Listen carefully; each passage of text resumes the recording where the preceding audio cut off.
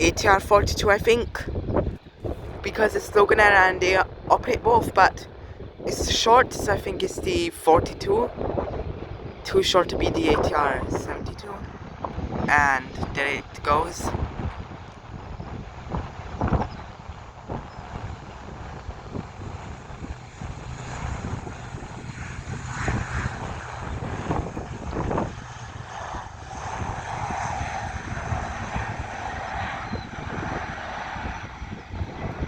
Rotate.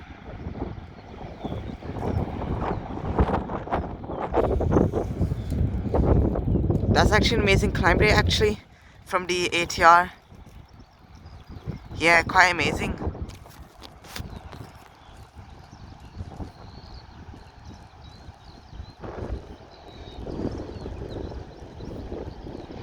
And it goes into the distance.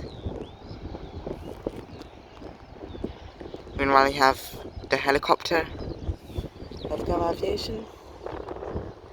And of course the surrounding scenery, which actually looks quite amazing.